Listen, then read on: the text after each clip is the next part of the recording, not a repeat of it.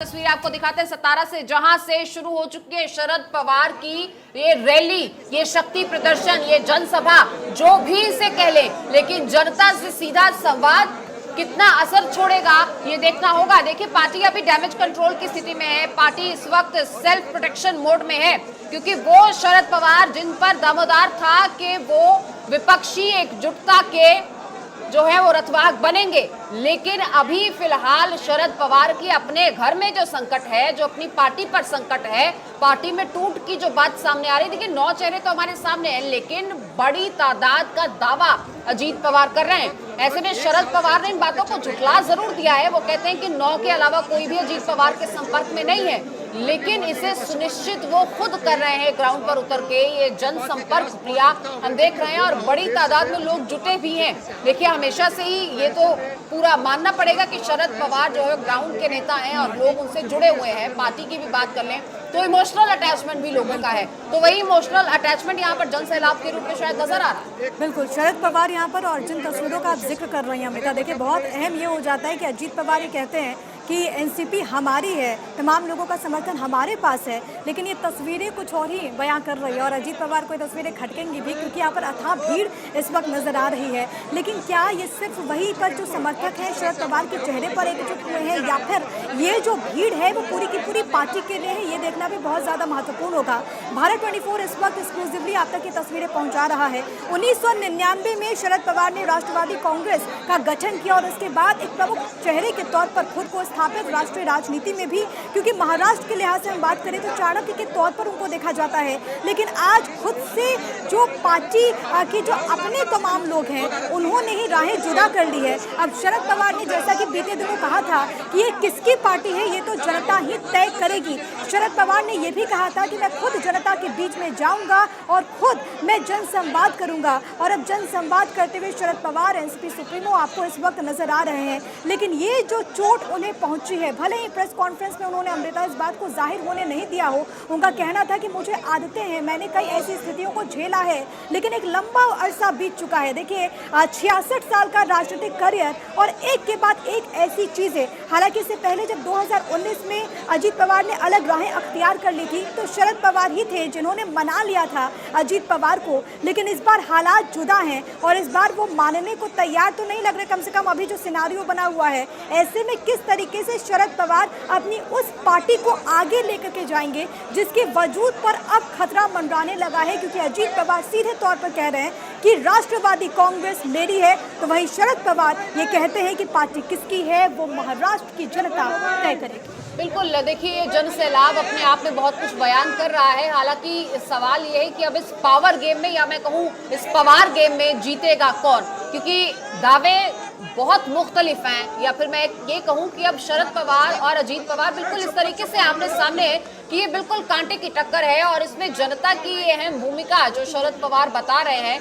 बहरहाल इसे इमोशनली तो देखा जा सकता है प्रिया, लेकिन अगर बात आंकड़ों की जाए तो वहां पर पार्टी कितनी मजबूत रहेगी ये बड़ा सवाल है और प्रैक्टिकली इसे ही अब शरद पवार को डील करना होगा। ये शक्ति प्रदर्शन जरूर जो है, तस्वीरें जिस तरह से आपने भी कहा कि अजीत गुट को खटक रही होंगी, लेकिन शरद पवार को भी दूसरी तरफ विधायकों के एक बड़ी गिनती को जो साधने का दावा अजीत पवार करते हैं वहां भी फोकस अब करना होगा। इस शक्ति प्रदर्शन के साथ साथ उन विधायकों के साथ भी, जिस तरह से वो कह रहे हैं कि उन्होंने साफ इस बात को झुठला दिया है कि अजीत पवार के साथ वही 9 चेहरे गए हैं जिनको उन्होंने ओहदेदारियां और ये तमाम जो है वो मंत्री पद उनको थमा दिया है। लेकिन अब देखिए, वो तमाम विधायक भी कहीं उनके साथ न चले जाएं, ये एक डर तो बना ही हुआ है। ऐसे में इसी डर को खत्म करने की जरूरत है और सिर्फ बयानों के जरिए नहीं बल्कि इसे साबित भी करना होगा और ये बहुत जल्द करना होगा, क्योंकि जिस तरीके की राजनीति करवट इस वक्त ले रही है, ऐसे में बहुत जरूरी हो जाता है कि विधायकों की इस आंकड़े को लेकर बहुत एक क्लैरिफिकेशन जो है वो सामने हो। आशीष लगातार हमारे साथ बने हुए हैं और इस पूरी खबर पर देखिए नजर बनाए हुए हैं। आशीष, तस्वीरें हम देख रहे हैं, एक बड़ा जनसैलाब, लेकिन इस इमोशनल अटैचमेंट के इतर आंकड़ों का गेम जो है वो महाराष्ट्र में इस वक्त बहुत अहम है। शरद पवार इन तस्वीरों में आप देख सकते हैं, तस्वीरें आपकी टीवी स्क्रीन पर। आशीष के पास लौटूंगी। देखिए, तस्वीरें शरद पवार की वीवाई चौहान को श्रद्धांजलि देने पहुंचे हैं शरद पवार और साथ ही साथ जनता भी उनके साथ बड़ी तादाद में मौजूद है। पार्टी के तमाम अन्य जो नेता हैं, जो कार्यकर्ता हैं, वो भी बड़ी गिनती में यहाँ पर पहुंचे हैं। तस्वीरें आप देख सकते हैं सतारा में शरद पवार का ये शक्ति प्रदर्शन, और साथ ही साथ रैली भी करेंगे, लोगों से संवाद भी होगा। लेकिन फिलहाल यहाँ पर श्रद्धांजलि देने के लिए पहुंचे हैं वाईबी चौहान की समाधि स्थल पर। शरद पवार इस वक्त वहां पर श्रद्धा सुमन भेंट करते हुए प्रिया नजर आ रहे हैं। बिल्कुल, और ये तस्वीरें बहुत ज्यादा महत्वपूर्ण हो जाती है। शरद पवार जो कि लगातार ये दावा करते हुए कि जनता हमारे साथ है, ये कहते हुए कि हम जनसंवाद करेंगे, और वो शरद पवार यहाँ से एक संदेश भी दे रहा है। देखिए अमृता, ये भी बहुत ज्यादा इंटरेस्टिंग हो जाता है कि एक वक्त पर हमने तो वो हालात भी देखे जब शरद पवार ने अध्यक्ष का पद छोड़ने का फैसला लिया, और उसके बाद समर्थकों का भारी हुजूम था। समर्थक बार बार ये कह रहे थे कि आप वापस आइए, आप इस्तीफा आपका स्वीकारा नहीं जाएगा, और उसके बाद उन्होंने अपना वापस फैसला ले लिया। और उसके बाद हालांकि उत्तराधिकारी के तौर पर पहले ये आसार जाहिर किए जा रहे थे कि अजीत पवार को वो आगे करेंगे, भतीजे को, लेकिन उन्होंने बेटी पर भरोसा जाहिर किया, और तब से ही जो आंतरिक मतभेद हैं वो धीरे धीरे आगे बढ़ते हुए नजर आए। उसके बाद वो मनभेद में तब्दील हो गए। लेकिन सुप्रिया सुले कहती हैं कि दरअसल जो रिश्ते हैं वो वैसे ही हैं, प्रोफेशनल और पर्सनल लाइफ अलग होती है, और अजीत दादा के लिए सम्मान अभी भी मेरे मन में वैसे ही हैं। लेकिन ये तस्वीरें महाराष्ट्र की सियासत को कौन सी दिशा में ले जाएगी वो देखना बहुत ज़्यादा महत्वपूर्ण, और ये भी बहुत ज़्यादा इंपॉर्टेंट हो जाता है कि शरद पवार के साथ इस वक्त इस रैली में कौन कौन से प्रमुख चेहरे एनसीपी के और मौजूद हैं। क्योंकि अजीत पवार का ये कहना है कि 40 विधायकों का समर्थन उनके पास है, इसके अलावा कई सांसद जो कि उनके सपोर्ट में हैं, लेकिन एनसीपी पर जो दावे की जंग चल रही है उसमें यही आंकड़ों का गेम जो है वो सबसे ज़्यादा महत्वपूर्ण होगा।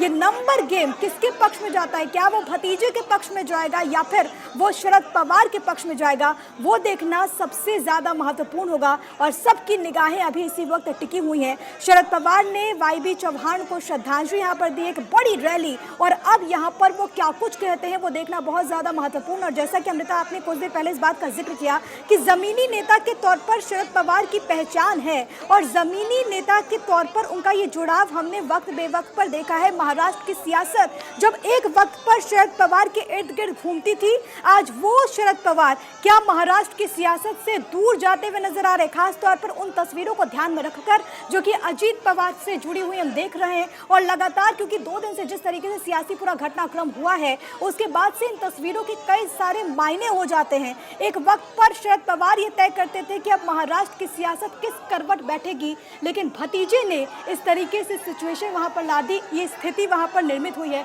इसकी कल्पना शायद शरद पवार ने भी नहीं की होगी। बिल्कुल, देखिए प्रिया, कहा जाता है कि समय बड़ा बलवान है, और राजनीति में तो किसी का भरोसा किया ही नहीं जा सकता। राजनीति में कब कौन सा बयान पूरी दिशा दशा पलट दे ये कहा नहीं जा सकता, और वही तस्वीर हम देख रहे हैं। देखिए, भरोसे की राजनीति नहीं है ये। अब तस्वीरें हमने, आप जिस तरह से जिक्र भी किया आपने कि एक वो वक्त था जब इस्तीफों की झड़ें लगने वाली थी, जब शरद पवार ने अध्यक्ष पद से इस्तीफा दिया था, और आज हम जब शरद पवार वापस आ गए हैं उसके बाद ऐसा दावा अजीत पवार की तरफ से किया जाना, ये दावा किया जाना भी अपने आप में बड़ी बात है कि 40 से ज्यादा विधायक उनके साथ हैं। ये वही विधायक, पार्टी के वही कार्यकर्ता, वही आवाम है जो शरद पवार को अध्यक्ष पद पर वापस चाहती थी किसी भी सूरत हाल। अब क्या नाराजगी सुप्रिया सुले और प्रफुल्ल पटेल को तमाम ओहदेदारियां देने को लेकर थी, अजीत पवार ने ये पूरा गेम कैसे खेला और कैसे विधायकों का इतना बड़ा सपोर्ट उनको हासिल हुआ, ये बड़ी बात है, बड़े सवाल हैं। 2 तस्वीरें लगातार हम दिखा रहे हैं। देखिए, एक तरफ भतीजे अजीत की बैठक तमाम 9 चेहरों के साथ, और दूसरी तरफ चाचा पवार का शक्ति प्रदर्शन। फिलहाल ये पूरा क्लियर जो मंजर इस वक्त महाराष्ट्र की पॉलिटिक्स का है वो बयान होता है, और आशीष हमारे कंसल्टिंग एडिटर लगातार इस खबर पर नजर बनाए हुए हैं। बीते रोज से ही हर प्रकरण पर उनकी नजर है। देखिए आशीष, अब आगे क्या नजर आता है? इमोशनल अटैचमेंट की बात तो हम कर रहे हैं, और तस्वीरें भी उसको बयान करती हैं, उसकी बानगी है ये तस्वीरें जो शरद पवार के साथ इस वक्त हुजूम है। लेकिन जो कैलकुलेशंस हैं, जो आंकड़े हैं, वहां पर फोकस करने की जरूरत है, क्योंकि अजीत पवार 40 से ज्यादा विधायकों के साथ की बात करते हैं। शरद पवार कहते हैं कि 9 से कोई एक भी ज्यादा उनके साथ नहीं है। ऐसे में बड़ा गेम आंकड़ों का ही है। जी, कल जो घटनाक्रम महाराष्ट्र की राजनीति में घटी उसकी आधारशिला काफी दिनों पहले से रखी जा रही थी।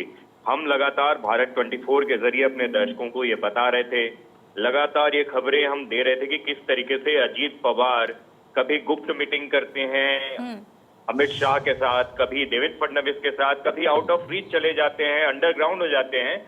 इस बीच में लगातार खबरें आ रही थी कि बीजेपी के पाले में वो सपोर्ट करने के लिए जा सकते हैं, और ये चीज महाराष्ट्र के चाणक्य कहे जाने वाले शरद पवार को भी पता थी। जी। वो एक इमोशनल कार्ड खेलते हैं, अध्यक्ष पद से इस्तीफा दे देते हैं और ये सोचते हैं कि एकजुट होकर पार्टी उनके सपोर्ट में रहेगी। लेकिन और अब आगे क्या होगा? क्या शरद पवार एक बार फिर से सफल होंगे, क्योंकि उनका कहना था कि ऐसी स्थितियां हमने पहले बहुत बार देखी है, या फिर अजीत पवार भतीजे के हाथों इस बार वो मात खा जाते हैं? वो देखना बेहद ज्यादा दिलचस्प। आशीष, बहुत शुक्रिया आपका तमाम बातचीत और जानकारी हम तक पहुंचाने के लिए।